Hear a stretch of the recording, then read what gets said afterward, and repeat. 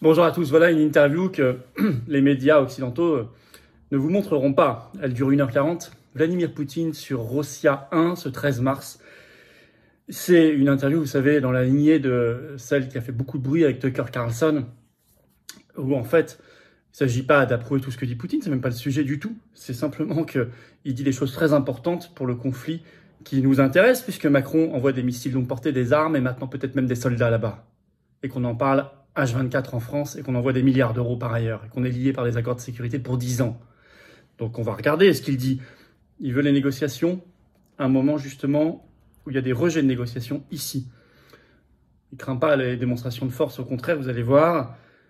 Il explique pourquoi tant de pays, notamment dans le sud, soutiennent la Russie, ne soutiennent pas l'Ukraine et l'OTAN. Il explique, c'est intéressant de l'utiliser, puis il y a des tacles contre Macron incroyables. Alors ça, là, je vais vous en parler. Macron en prend plein la figure avec subtilité, mais plein la figure. Il n'a pas le droit d'humilier notre pays, Macron. Voilà. Il aime bien manifestement l'humiliation pour lui-même, ça c'est son problème, c'est ses goûts personnels. Il n'a pas le droit d'humilier la France.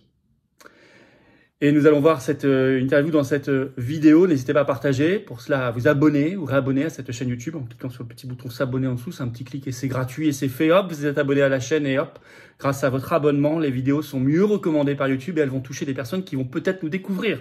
Donc c'est très important. Peut-être que vous allez vous réabonner parce que YouTube vous a désabonné. Vous allez le découvrir en vérifiant. Ça arrive. Grand merci à vous en tout cas pour cet abonnement. On se retrouve en direct ce vendredi 15 mars à 19h sur cette chaîne. Je vais découvrir en direct vos questions. Plus l'actualité française mondiale, la plus explosive, la plus chaude, sans aucun tabou, sans langue de bois, sans interdit, sans rien. Soyez là, ramenez du monde. 19h en direct sur cette chaîne ce vendredi 15 mars. Et la grosse marche nationale contre la guerre, pour la paix, pour la France libre, ce samedi 16 mars, Paris, rendez-vous 14h, place du Palais Royal. Il va y avoir un monde fou. Alors là, je peux vous le dire.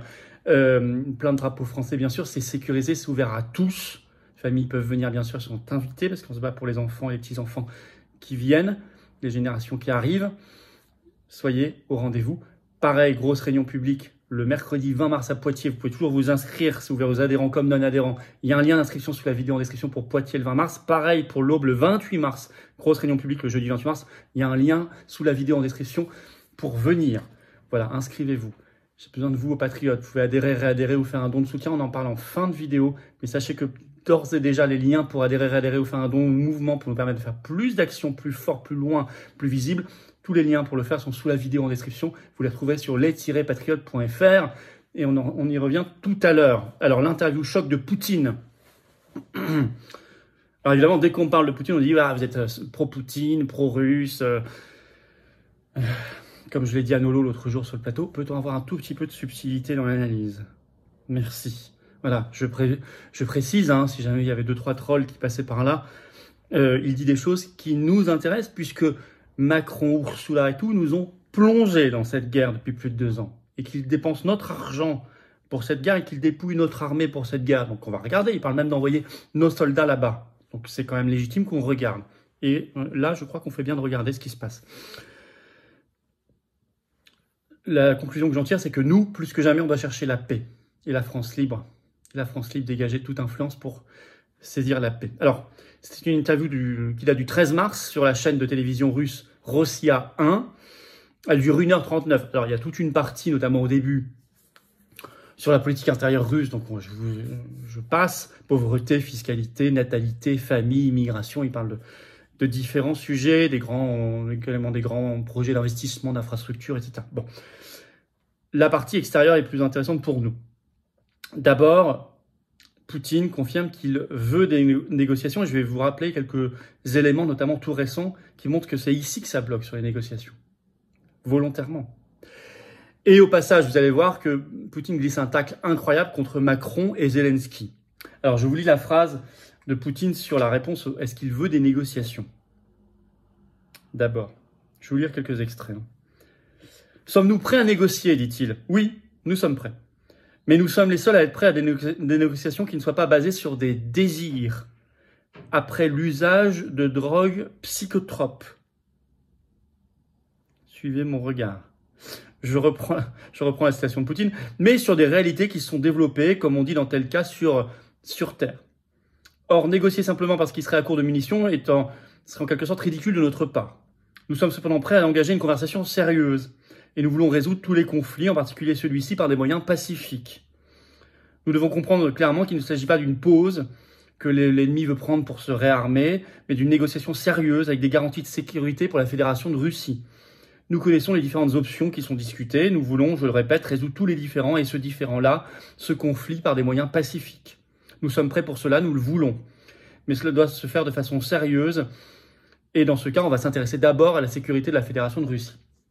Bon, il redit plusieurs fois qu'il veut la négociation, mais pas sur des bases fondées sur des désirs issus de substances psychotropes.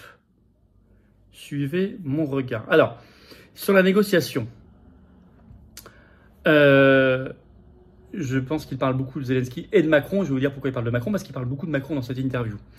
Alors, sur la négociation, ressort beaucoup en ce moment un article du Wall Street Journal qui date du 5 janvier 2024, qui a expliqué, toujours en ligne, vous pourrez aller voir, par le menu, comment il a failli avoir la paix le 29 mars 2022. Donc très peu de temps après le début, un mois après le début du conflit de 2022.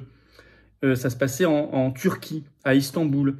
Comment l'Ukraine et la Russie avaient presque finalisé des négociations de paix, un accord.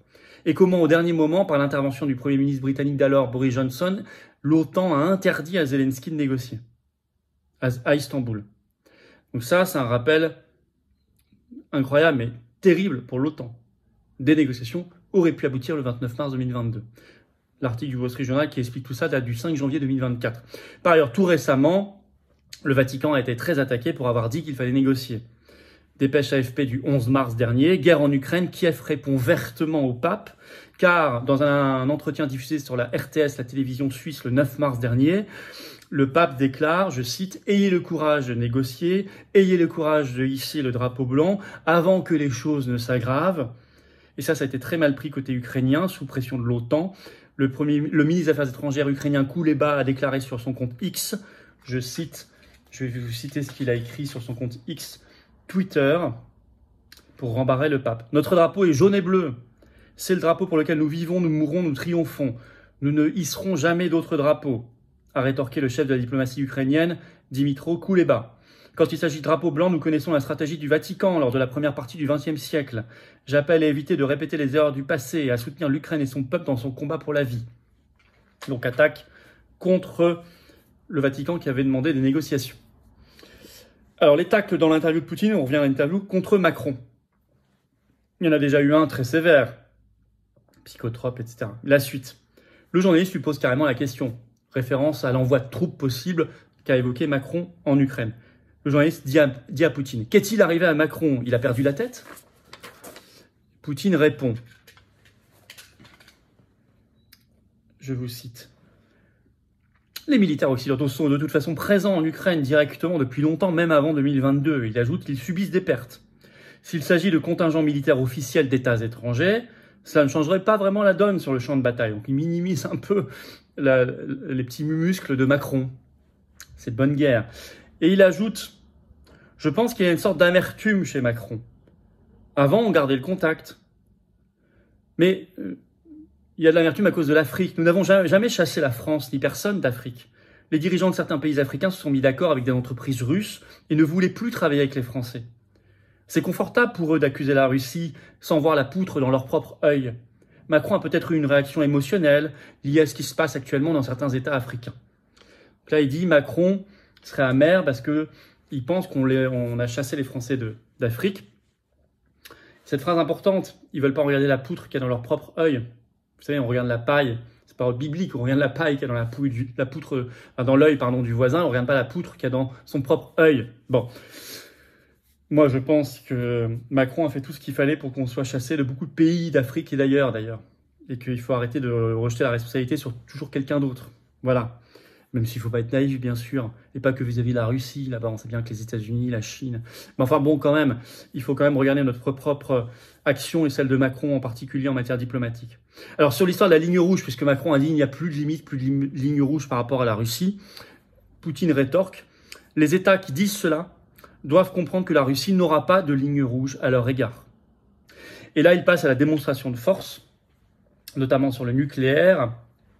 Je vais le citer, je cite Poutine dans cette interview. Notre triade nucléaire est plus moderne que n'importe quelle autre. Nous avons avancé beaucoup plus loin. Toute notre composante nucléaire est plus moderne, vecteur et charge. On a la parité avec les États-Unis, mais chez nous, c'est plus moderne. Ça ne veut pas dire qu'on doit se mesurer les uns et les autres, hein, mais il faut le savoir. Les militaires le savent, chez nous, c'est plus moderne. S'ils veulent déclencher demain une guerre nucléaire, nous y sommes prêts. Des armes en alerte permanente. La Russie procédera à des essais nucléaires si et seulement si les États-Unis le font eux-mêmes. Il n'y a jamais eu de nécessité d'utiliser des armes de destruction massive en Ukraine, précise-t-il. L'arme nucléaire uniquement si l'existence de l'État russe est en cause, s'il y a atteinte à sa souveraineté et son indépendance. Tout est notifié dans notre stratégie, on ne l'a pas modifié. Donc il dit, on est prêt, on a des armes plus modernes, etc. On est à parité avec les États-Unis sur les charges et les vecteurs, mais nous en plus moderne et tout le monde le sait. Mais il précise quand même, on les a jamais utilisés en Ukraine, on n'a pas de raison de le faire, on n'a pas l'intention de le faire, et notre doctrine nucléaire n'a pas changé. Et on fera même pas d'essais nucléaires, on ne le fera que si les États-Unis le font eux-mêmes.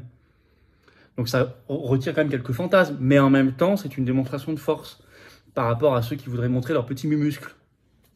Alors sur le Nouveau Monde, enfin, il explique pourquoi, notamment des milliards d'habitants en Afrique, en Amérique du Sud, en Asie, dans le Sud global, comme on dit, ne soutiennent pas forcément l'Ukraine, Zelensky, l'OTAN, etc.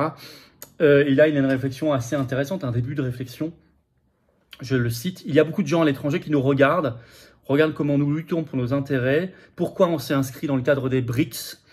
Les citoyens de ces pays exploités pendant des siècles, je pense notamment à l'Afrique, ressentent ce qui se passe avec le cœur. Notre lutte est la vraie lutte pour la vraie souveraineté. »